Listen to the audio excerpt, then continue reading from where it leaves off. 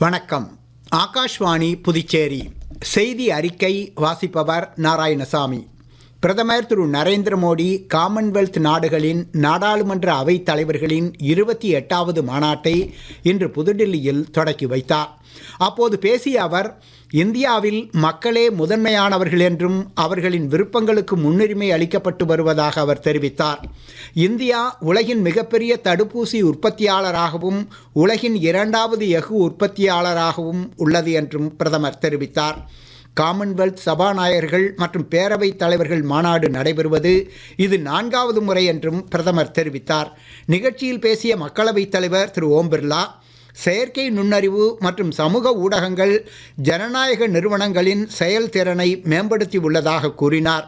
செயற்கை நுண்ணறிவு மற்றும் சமூக ஊடகங்களின் தவறான பயன்பாடு, தவறான தகவல், சைபர் கிரைம் போன்ற கடுமையான சவால்களை உருவாக்கி உள்ளதாக தெரிவித்தார்.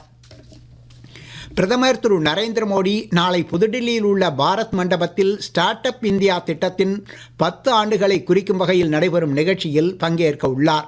இந்த நிகழ்ச்சியின் போது இந்தியாவின் துடிப்பான ஸ்டார்ட் அப் சுற்றுச்சூழல் அமைப்பின் உறுப்பினர்களுடன் பிரதமர் கலந்துரையாடுகிறார். பிரதமர் திரு நரேந்திர மோடியால் தொழில் முனைவோரை ஊக்குவிப்பதற்காக கடந்த 2016ஆம் ஆண்டு ஜனவரி 16ஆம் தேதி ஸ்டார்ட் அப் இந்தியா திட்டம் தொடக்கப்பட்டது. இம்முயற்சியின் முக்கிய நோக்கம் இந்தியாவை வேலை தேடுபவர்களை விட வேலைகளை உருவாக்கும் நாடாக மாற்றுவதாகும்.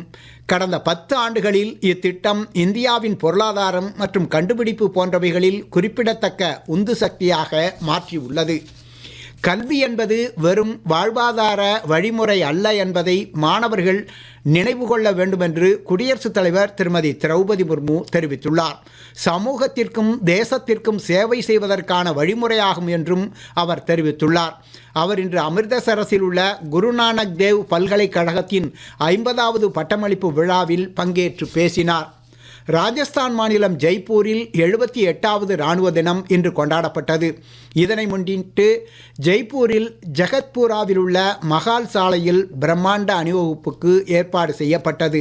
இந்த அணிவகுப்பு இந்திய இராணுவத்தின் வீரம், ஒழுக்கம் மற்றும் மேம்பட்ட இராணுவ திறன்களை வெளிப்படுத்தியது. இந்நிகழ்ச்சியில் உள்நாட்டு ஏவுகணை அமைப்புகள், மேம்பட்ட டாங்கிகள், இராணுவ வாகனங்கள், ட்ரோன்கள் மற்றும் வான் எதிர்ப்பு ஆயுத அமைப்புகள் உள்ளிட்ட இராணுவத்தின் நவீன போர் தயார் நிலையின் ஈர்க்கக்கூடிய காட்சி இடம்பெற்றது. பல்வேறு படைப்பிரிவுகளைச் சேர்ந்த வீரர்கள் பங்கேற்று தங்கள் போர் திறமைகளை வெளிப்படுத்தினர். நிகழ்ச்சியில் நேபாள இராணுவ இசைக்குழு பங்கேற்றது. இரு நாடுகளுக்கும் இடையிலான நட்பு மற்றும் பாதுகாப்பு ஒத்துழைப்பை எடுத்து காட்டியது. பிரம்மோஸ் ஏவுகணை அமைப்பு, ஹெலிகாப்டர் அடிப்படையிலான ஆயுத தளங்கள் மற்றும் ரோபோ நாய்கள் ஆகியவை அனைவரையும் கவரும் வகையில் அமைந்தது. நிகழ்ச்சியில் ராஜஸ்தான் முதலமைச்சர் திரு பஜன்லால் சர்மா மற்றும் மாநில அமைச்சரவை உறுப்பினர்கள், மூத்த இராணுவ அதிகாரிகள் பங்கேற்றனர். இந்திய வானிலை ஆய்வு மையம் டெல்லி, மும்பை, சென்னை மற்றும் புனேயில் தலா 50 தானியங்கி வானிலை ஆய்வு நிலையங்களை பெரிய அளவில் விரிவுபடுத்த உள்ளதாக மத்திய அறிவியல் மற்றும் சுற்றுச்சூழல் துறை அமைச்சர் டாக்டர் ஜிதேந்திர சிங் தெரிவித்துள்ளார். புதுடில்லியில் இன்று நடைபெற்ற இந்திய வானிலை ஆய்வு மையத்தின் 151வது நிறுவன தின விழாவில் பங்கேற்று பேசிய அவர், இந்தியா தற்போது அண்டை நாடுகளான பங்களாதேஷ், நேபாளம், பூட்டான் மற்றும் இலங்கைக்கு பேரிடர் தொடர்பான தகவல்களை அளித்து வருவதாக கூறினார். தமிழகத்தில் 2025-26ஆம் ஆண்டு வடகிழக்கு பருவமழை காலத்தில் கனமழை மற்றும் புயலால் பாதிக்கப்பட்ட 1,39,000 ஏக்கர் வேளாண் மற்றும் தோட்டக்கலை பயிர்களுக்கு நிவாரணத் தொகையாக 111,96,00,000 ரூபாய் ஒப்புதல் பெறப்பட்டு அரசாணை வெளியிடப்பட்டுள்ளதாக அம்மாநில முதலமைச்சர் திரு மு.க. ஸ்டாலின் தெரிவித்துள்ளார்.